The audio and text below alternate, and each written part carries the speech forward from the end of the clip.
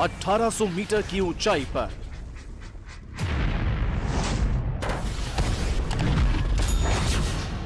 रानीखेत से 10 किलोमीटर दूर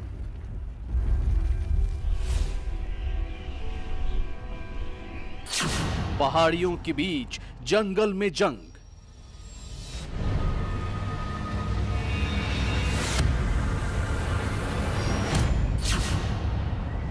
एक गोली से एक दुश्मन खत्म।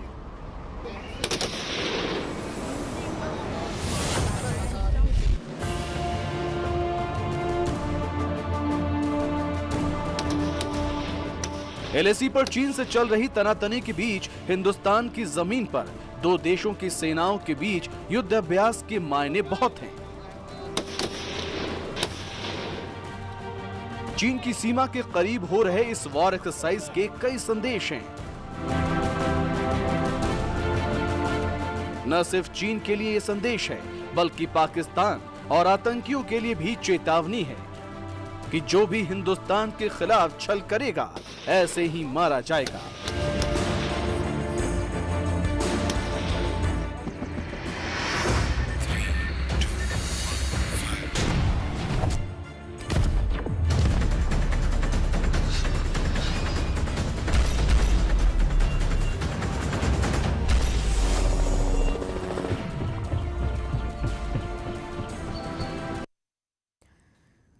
नमस्कार, आप देख रहे हैं न्यूज 18। मैं हूं आपके साथ मेनका चौधरी और हमारी खास पेशकश देख रहे हैं आप, एक गोली एक दुश्मन।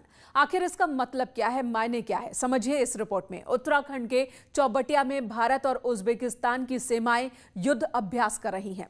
अभी तक आपने देखा होगा कि भारत की सेनाएं अमेरिका, रूस जैसे देशों के साथ अभ्यास करती रही हैं, लेकिन उज्बेकिस्तान के साथ वॉर एक्सरसाइज की खबरें कम आती हैं। लेकिन उत्तराखंड में 10 मार्च से दोनों देश की सेनाएं एक साथ युद्ध की बारीकियों का अभ्यास कर रही हैं। आज हम आपको इस अभ्यास के बारे में बताएंगे और दिखाएंगे कि उज्बेकिस्तान की सेना किस क्षेत्र में बेहतर काम करती है, और साथ ही ये भी दिखाएंगे कि वो कौन सा आधुनिक हथियार है जिसने आतंकियों की चिंता बढ़ा दी है।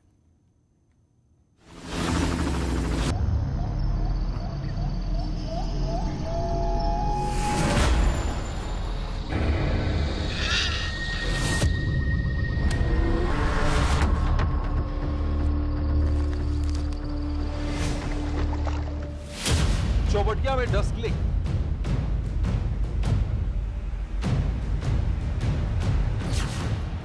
बहादुरों के बहादुर पलटन के साथ उज्बेकिस्तान की सेना।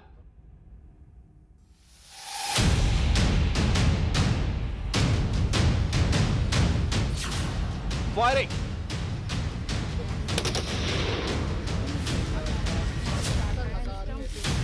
हेलीकॉप्टर सिलेक्ट,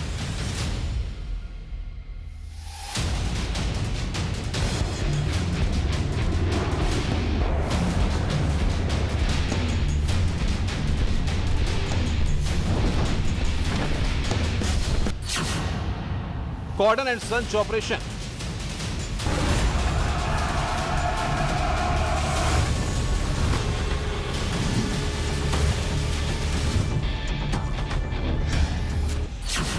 और रूम इंटरवेंशन ड्रिल।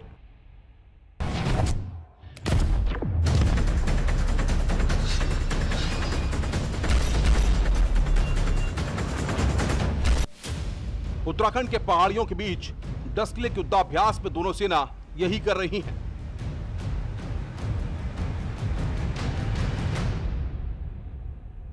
इस साल की एक्सरसाइज के अंदर खास तौर पर फायरिंग के ऊपर, हेलीकॉप्टर से स्लिडिंग ऑपरेशन के ऊपर, कॉर्डन एंड सर्च के ऊपर, और अगर दुश्मन किसी कमरे में छुपा हुआ है उसको कैसे बर्बाद करना है, इन ऑपरेशन के ऊपर बड़े पैमाने पर रिहर्सल की जाएगी, और जिससे दोनों ही देशों की इंटरऑपरेबिलिटी बढ़ेगी और दोनों ही देशों के टेक्निक्स और टैक्टिक्स में इंप्रूवमेंट आएगी। उज्बेकिस्तान की भाषा में दोस्ती को डस्कलिंग कहा जाता है, और यह वॉर एक्सरसाइज भारत उज्बेकिस्तान की दोस्ती को और मजबूत करने के लिए हो रही है। डस्कलिंग कोड वर्ड है उस एक्सरसाइज का जो पिछले साल से हम उज्बेकिस्तान के साथ हर साल करने जा रहे हैं। इसका मुख्य मकसद है कि दोनों देश की जो सेनाओं की और जो सिक्योरिटी रिलेशन है, डिफेंस रिलेशन है, उनमें वृद्धि आए, और हमारा आपसे इंटरऑपरेबिलिटी बहुत बड़े पैमाने पर इम्प्रूव हो। चौबटिया युद्धाभ्यास की एक एक तस्वीर हम आपको दिखाएं, उससे पहले आप उज्बेकिस्तान की सेना को समझिए। भले ही दुनिया की सेनाओं की रैंकिंग में उज्बेकिस्तान की सेना का नंबर 51वां है, लेकिन कुछ मामलों में कई देशों की सेनाओं को पीछे छोड़ देते हैं। उज्बेकिस्तान की आर्मी ऑफेंसिव और डिफेंसिव वॉर में बेहतर मानी जाती है, पहाड़ी इलाकों में ऑपरेशन करने में सक्षम है।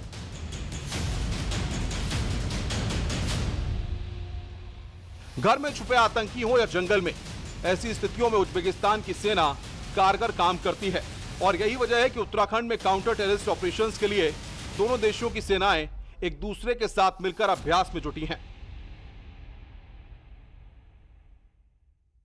हिंदुस्तान हर साल अनेकों देशों के साथ जॉइंट एक्सरसाइज करता है। इन एक्सरसाइज का सबसे बड़ा लाभ है कि आप हर प्रकार से सतर्क रहते हो, हर प्रकार से चौकन्ने रहते हो, इंटरऑपरेबिलिटी बढ़ती है, दूसरे देशों के साथ में आपका दोस्ताना रिश्ते कायम होते हैं और उनकी ताकत को आप समझते हो और उसका टैक्टिक्स जो अपनाना चाहते हो उनको अपना सकते हो और लेटेस्ट वेपन्स हैं, लेटेस्ट टेक्नोलॉजी है, इनके बारे में इंफॉर्मेशन हासिल करते हो और साथ ही साथ हमारी जो ट्रुप्स हैं हमेशा ही हर प्रकार से बैटल रेडी रहती है। युद्धाभ्यास में दोनों देशों के 45 सैनिक शामिल हैं। 10 दिनों तक चलने वाले इस युद्धाभ्यास के दौरान दोनों देशों की सेनाएं यूएन चार्टर के तहत पहाड़ी क्षेत्र के ग्रामीण और शहरी परिवेश में काउंटर टेररिज्म और काउंटर इंसर्जेंसी ऑपरेशन ड्रिल कर रही हैं। इसके लिए चौबटिया के एक काल्पनिक गांव में दोनों देशों ने वहां छुपे आतंकियों के लिए कॉर्डन एंड सर्च ऑपरेशन किया। इस दौरान टेक्नोलॉजी का इस्तेमाल करते हुए ड्रोन और रोवर का इस्तेमाल किया गया। जंगल में छुपे आतंकियों को न्यूट्रलाइज करने की ड्रिल भी की गई। दोनों देशों के सैनिकों ने एक ऊंचे मचान से हेलीकॉप्टर स्लेथरिंग यानी हेलीकॉप्टर से उतरने का ड्रिल भी किया।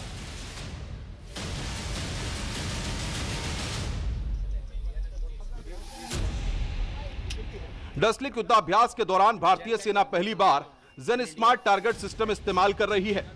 जेन स्मार्ट टारगेट सिस्टम को समझने के लिए इस वीडियो को देखिए। इस सिस्टम से फायरिंग रेंज में कटआउट पर निशाना लगाया जाता है। इन कटआउट पर सेंसर लगे हैं। जब टारगेट पर गोली लगती है तो यह पता चल जाता है कि निशाना कहां लगा है और कितने सही टारगेट पर लगे हैं। जब गोली टारगेट को भेद देती है तो गन के करीब लगे एक मॉनिटर पर पूरी जानकारी डिस्प्ले हो जाती है। इससे फायदा होता है कि सैनिक को पास जाकर कटआउट को चेक करने की जरूरत नहीं पड़ती।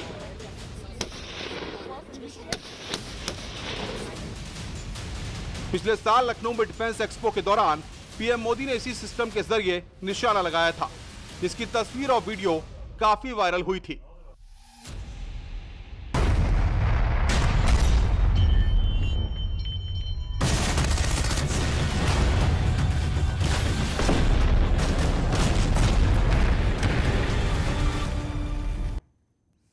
उज्बेकिस्तान एक छोटा देश है, इसकी आर्मी भी बहुत छोटी है। 2019 में पहली डस्टलिक एक्सरसाइज उज्बेकिस्तान की राजधानी ताशकंद में हुई थी और दूसरी एक्सरसाइज उत्तराखंड के रानीखेत में चल रही है। इस युद्ध अभ्यास में एक खास तरह की गन इस्तेमाल की जा रही है, जिसके बारे में बताया ये जा रहा है कि ये बहुत ही घातक गन है और कारगर भी है। ये गन बता देती है कि गोली टारगेट पर लगी है या नहीं।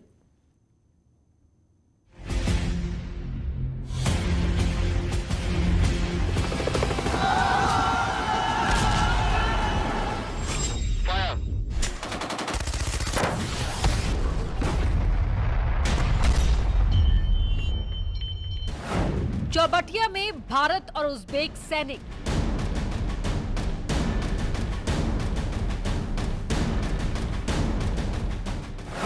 सभी के हाथ में 6 राइफल।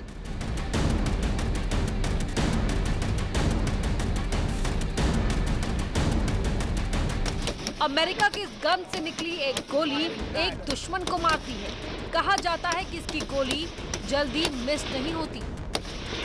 जब से हिंदुस्तान की चाइना के साथ में LAC पर झड़प हुई है, उसके बाद में हिंदुस्तान ने 1.4 लाख 6 राइफल जो हैं, जो असॉल्ट राइफल्स हैं, वो अमेरिका से इंपोर्ट किए हैं।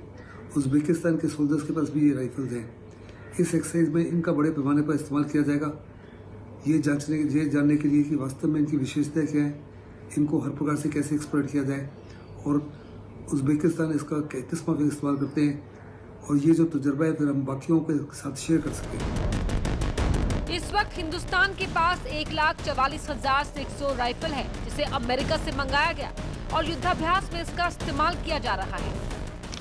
आज के बदलते आधुनिक युग में सभी देश अपनी सेनाओं को सशक्त और मजबूत बनाने के लिए हर रोज नए नए आविष्कार कर रहे हैं। इसी को देखते हुए हमारे देश ने 716 असॉल्ट राइफल को इंसास राइफल के रिप्लेसमेंट में USA से खरीदा है। यह इंसास राइफल LAC, LOC और CICT के एनवायरमेंट में काफ़ी कारगर साबित होती है। यह राइफल CICT और LAC, LOC पर शूट एंड किल का मुद्दा हासिल कर सकते हैं। इससे फायरर लेफ्ट और राइट दोनों कंधों से आसानी से फायर कर सकता है। इस राइफल के साथ जवान जेन स्मार्ट टारगेट सिस्टम लेकर चलते हैं। तस्वीरों में आप देख सकते हैं कि जवानों के पास एक डिस्प्ले है। हर जवान के साथ ये मॉनिटर होता है।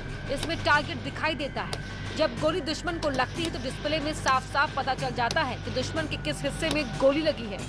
यह राइफल इंसास के बनस्पत काफी हल्का है। दूसरा, इसका रेंज इंसास के बनस्पत थोड़ा ज्यादा है।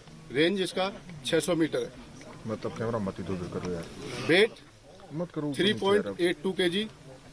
इसमें दोनों साइड चेंज लीवर और मैगजीन कैच की सुविधा दी हुई है। फायरर लेफ्ट और राइट से जब भी फायर करता है तो उस समय लेफ्ट या राइट दोनों तरफ से इसको मैगजीन को उतार सकता है। दोनों कंधों से आसानी से फायर कर सकता है। दूसरा, इसके अंदर जो बट है, बट एडजस्टेबल है। इसकी 6 पोजीशन दी हुई है। इसको बट फायरर अपने कंधे के हिसाब से और जमीन की हालात के हिसाब से उसको एडजस्ट कर सकता है। इस राइफल में खास बात यह है कि जगह के हिसाब से आप इसे छोटा बड़ा कर सकते हैं। अक्सर राइफल की बैरल में कोई परिवर्तन नहीं होता, लेकिन 6 राइफल की बैरल को छोटा बड़ा किया जा सकता है। मल्टीपर्पज इसके अंदर बैरल है। समय आने पर इसकी बैरल आसानी से चेंज की जा सकती है। दूसरा, इन्यूबसेट पेकॉटरी रेल दी हुई है। इस पर आगे चल के जब भी जो नए नए आविष्कार में कोई भी साइड आती है उसके ऊपर हम साइड इस्तेमाल कर सकते हैं। ओपन साइड और रियर साइड फोल्डेबल है। इसको फायरर खुद ही जीरोइंग करते समय फायरिंग करता है, उस समय जीरोइंग कर सकता है। किसी भी टूल की जरूरत नहीं पड़ती है। मैगजीन इसके अंदर 20 राउंड आते हैं। ऑटो और सेमी ऑटो इससे फायर होता है। कॉकिंग हैंडल इसके पीछे साइड में, फायरर लेफ्ट और राइट दोनों हाथों से इसको कॉक आसानी से कर सकता है। यही वजह है कि सेना के पास इंसास की जगह अमेरिकी 6 राइफल का इस्तेमाल बढ़ गया है। उज्बेकिस्तान की सेना इस राइफल का इस्तेमाल ज्यादा करती है, इसलिए उत्तराखंड के युद्धाभ्यास में 6 राइफल का इस्तेमाल किया जा रहा है ताकि हिंदुस्तान के जवान इसकी बारीकियों को जान सके। इंडस्ट्रियल एक्सरसाइज के माध्यम से अनेकों प्रकार का लाभ हमें होगा। एक, जैसे कि मैंने पहले कहा, हमारे डिफेंस और सिक्योरिटी रिलेशन में मजबूती आएगी। दूसरे, हम एक दूसरे की स्ट्रेंथ को पहचान सकेंगे, उनसे उनके तजुर्बे से फ़ायदा उठा सकेंगे और अपना एक्सपीरियंस जो है उनसे शेयर कर सकते हैं। तीसरा, जितने भी हमारे नए प्रकार के वेपन सिस्टम्स हैं और टेक्टिक्स हैं, उनकी जानकारी उज्बेकिस्तान को देंगे और उनकी जानकारी हम लेंगे। चौथा, इस एक्सरसाइज के माध्यम से हम UN मैंडेट के नीचे काउंटर टेररिस्ट ऑपरेशंस की रिहर्सल करेंगे, खास करके माउंटेनस एरियाज में, अर्बन एरियाज में और रूरल एरियाज में। डस्टलिक युद्धाभ्यास की वैलिडेशन एक्सरसाइज 17 और 18 मार्च को होगी। उस वक्त दोनों देशों की टुकड़ियां वास्तविक ऑपरेशंस की चुनौतियों का सामना करने की ड्रिल करेंगी। तो बहादुरों के बहादुर हैं ये पलटन। फिलहाल एक ब्रेक के लिए रुकेंगे, तुरंत लौटते हैं।